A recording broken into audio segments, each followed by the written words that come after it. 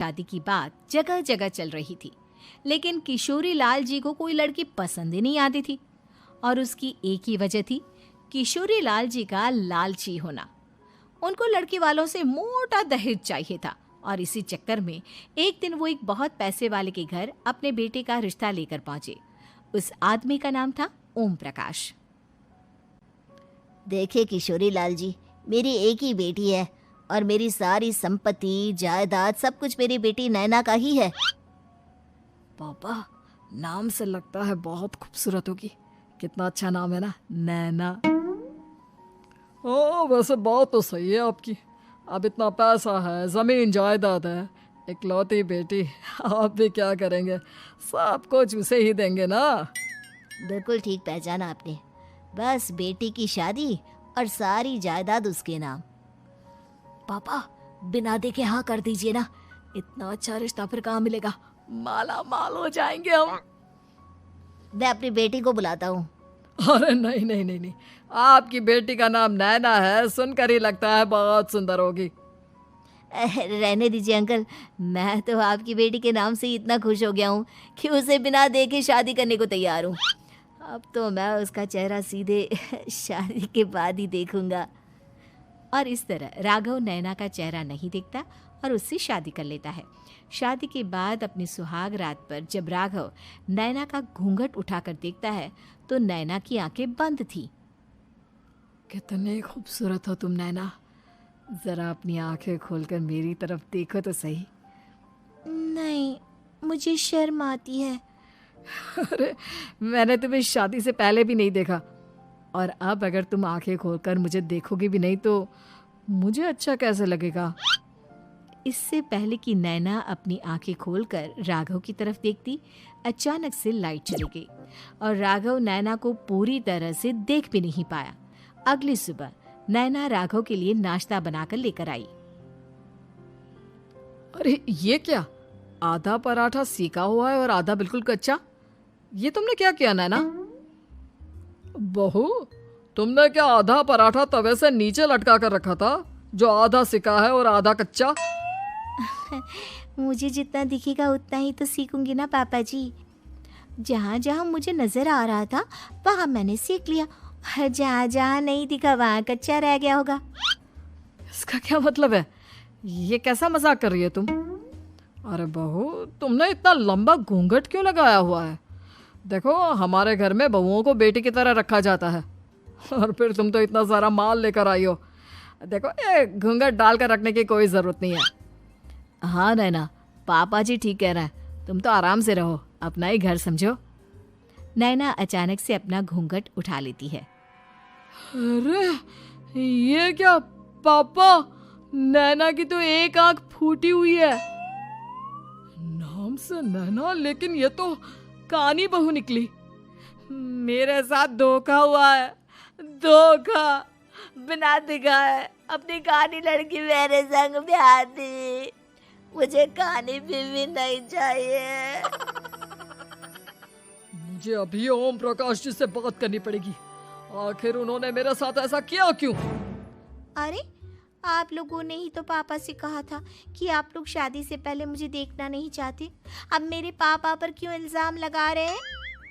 अरे लेकिन उन्हें बताना तो चाहिए था ना कि तुम कहानी हो, एक आंख से तुम्हें दिखाई नहीं देता। किशोरी लाल और राघव नाराज होकर ओम प्रकाश को अपने घर बुलाते हैं।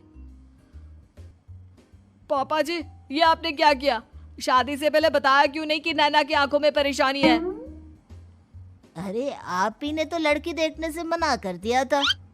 और लेकिन आप बता तो सकते थे। आपको तो हमारी बेटी की प्रॉपर्टी चाहिए थी, वो भी पूरी की पूरी।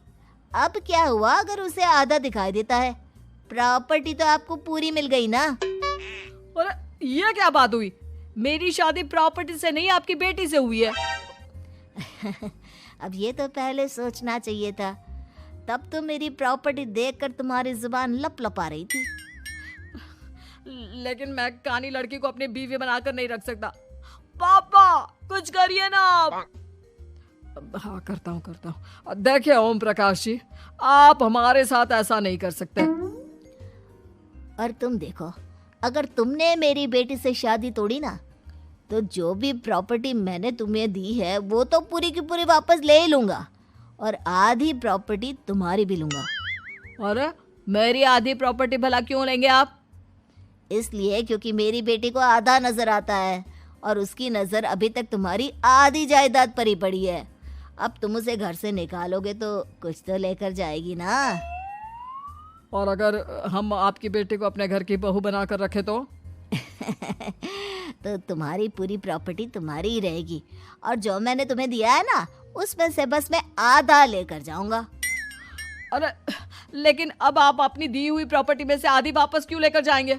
अगर मैं आपकी बेटी को अपनी पत्नी बनाकर रखने को तैयार हूं तो? इसलिए ताकि भविष्य में अगर तुम मेरी बेटी को धोखा दो तो उसके पास कुछ तो रहे जो पति का हो। वैसे मेरे पास तो बहुत कुछ है, लेकिन अपने पति की कोई निशानी तो उसके पास होनी चाहिए ना।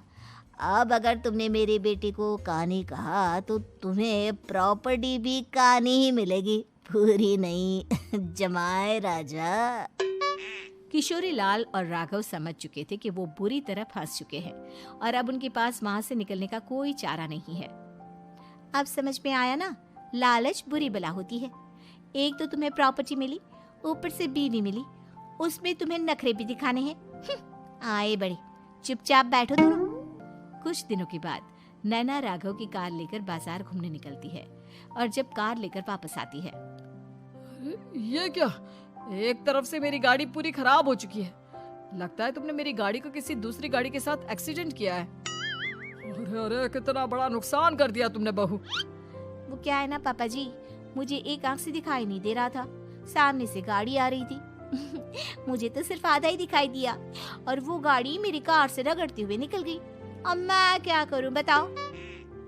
आप इसे ठीक कराने के पैसे कौन देगा? तुम्हारे पापा। तुमने मुझसे इस तरह से बात की? अभी रुको।